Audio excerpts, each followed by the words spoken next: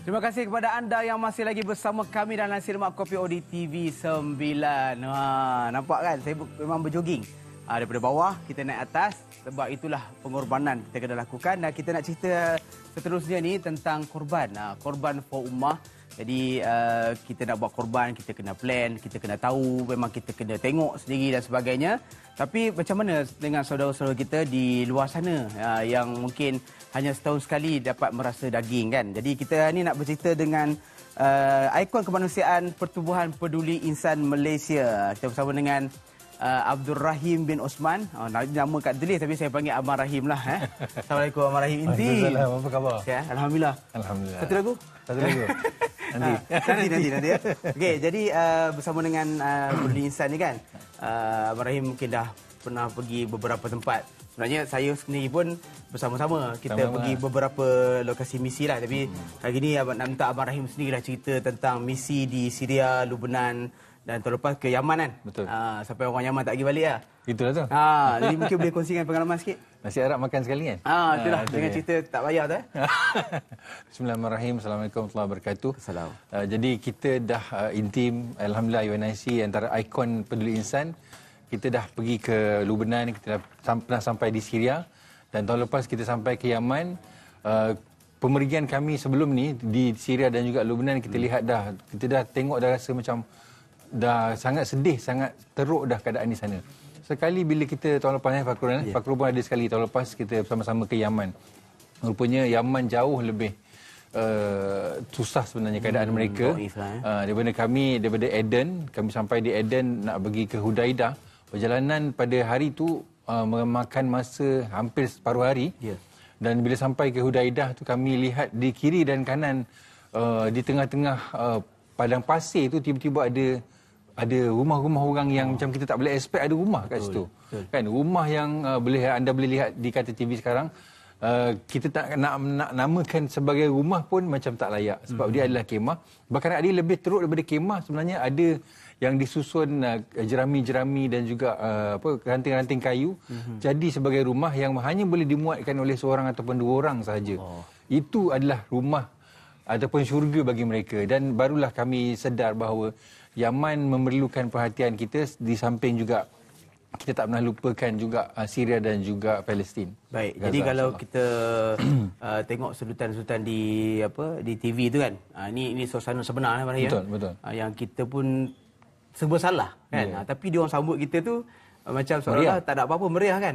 Tapi begitulah dia yang dihadapi. Okey, kalau itu kita cerita di Yaman. Kalau mungkin boleh kongsi juga keadaan di Syria dan Palestin ke? Dia dah berubah ke sekarang atau macam mana? Okey, Syria orang secara umumnya orang tahu mereka dah berada bebas daripada cengkaman rejim sebelum ni. Tapi perlu kita fahami bahawa walaupun mereka dah merdeka ibaratnya, tapi mereka masih jauh lagi daripada comfort ataupun keselesaan kehidupan. Terlalu banyak tahun yang mereka menderita dan bahkan banyak lagi tahun yang perlu mereka tempuh untuk membina negara itu. Tapi kalau cerita tentang Gaza ataupun Palestin bahkan lebih lagi. Kalau sebelum-sebelum ni kita punya bantuan masih lagi boleh tembus masuk tapi tahun-tahun yang akan datang dan juga tahun ini kita memerlukan strategi dan rakan sinergi yang baru, pendekatan baru untuk memastikan bahawa korban kita dan juga bantuan-bantuan kita sampai ke dalam Gaza yang mana keadaan mereka memang sangat susah dan sangat mencengkam dan kita boleh sifatkan sebagai mereka ni di bawah par kehidupan yang selesa macam mana kita hidup hari ini. So strategi itu macam-macam dibuatlah bekerjasama dengan rakan-rakan NGO di sana dari dalam mungkin tanya masuk ke bantuan kan. Sebenarnya masuk ada strategi contohnya macam TIN ni kan. Ni untuk bantuan-bantuan yang sampai di Gaza lah dan sebagainya. Okey. Baik, jadi kalau peruntuk kita tertanya-tanyalah kalau nak buat korban ni. Kan sekarang orang cari kan NGO ke ataupun badan-badan yang bantu mereka untuk laksanakan ibadah korban. Kalau kata bersama dengan Peduli Insan ni kenapa mereka kena pilih untuk laksanakan korban bersama Peduli Insan? Baik. Pertamanya Peduli Insan kita ada ladang kita sendiri. Ladang kita sendiri yang kita dah ziarah sama-sama dengan Fakrul di Tokey ladang kat mana? Saya Tokey ladang tapi ni tukang sembelih. Tukang sembelih. Di Yaman Fakrul ada pengalaman sendiri untuk sembelih kambing di sanalah.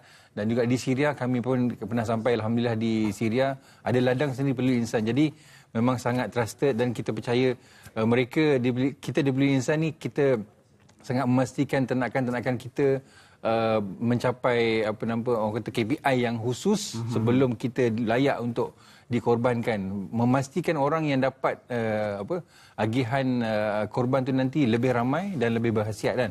Dan seterusnya, kenapa beli insan? Sebab anda akan diberi update berupa video dan juga gambar, juga anda akan dapat sijil digital, memastikan bahawa anda ada menyertai korban bersama dengan Peduli Insan. Ya, jadi kalau yang tertanya-tanya bersama, jangan ragu-ragu lagi lah. Yang paling penting dapat sekarang nak tengok bukti kan. Betul, bukti. So insyaAllah benda tu semua dapat. Jadi mungkin hari ni apa kempen dibawakan oleh Peduli Insan, Ibrahim boleh kongsikan sikit? Baik, Korban for Ummah bersama Peduli Insan pada tahun ini kita nak sasarkan 3 negara, iaitu Yaman, Palestin dan juga Syria. Dan mungkin ada orang yang tanya tentang Palestin. Palestin adalah negara yang kita 2 tahun sebelum ni kita dapat masuk dan kita dapat masak, beri mereka makan. Tapi untuk bermula tahun lepas dan tahun ni, kita ini seperti tertera di hadapan ni, ini adalah contoh ataupun tin yang kita akan bawa masuk ke dalam Gaza. Kita akan sembelih daging-daging korban di India, diproseskan di Jordan dan dibawa masuk ke dalam Gaza. Dan proses ini akan mengambil masa, tapi tahan 2 tahun daging ini. Dan anda mungkin ada yang dah korban dah, Pak Krul. Mungkin dah dekat dengan tarikh. Saya dah korban dah, saya dah daftar dah. Anda boleh bantu mereka dengan sedekah adha. Dan ini adalah sebahagian daripada bantuan yang kita boleh hulurkan. Yang tin ini 800 gram bernilai RM45. Boleh terus ke peduliinsan.org.my supaya, ataupun juga scan barcode yang tertera supaya anda dapat lihat sendiri bagaimana option-option yang ada supaya kita tak tertinggal untuk membantu orang yang Fakrul sebutkan tadi. Kalau kita hari-hari makan daging, mereka setahun sekali saja mendapat daging. Dan orang di Gaza apatah lagi, tahan 2 tahun daging ini supaya mereka dapat merasa kelazatan. Dan orang yang menggembirakan orang lain pasti akan dapat perhatian khusus daripada Allah Ta'ala. InsyaAllah. Okey, lagi sekali mungkin yang terakhir daripada Ibrahim sendiri, pada penonton-penonton yang masih ragu-ragu nak pilih, nak buat korban ke, atau nak buat macam mana, luar negara ke dalam negara ke, silakan. Baik, insyaAllah bersama dengan kami Peduli Insan untuk kita membantu memberikan kegembiraan kepada sahabat-sahabat kita di luar, di Palestin, di Yaman dan juga di Syria.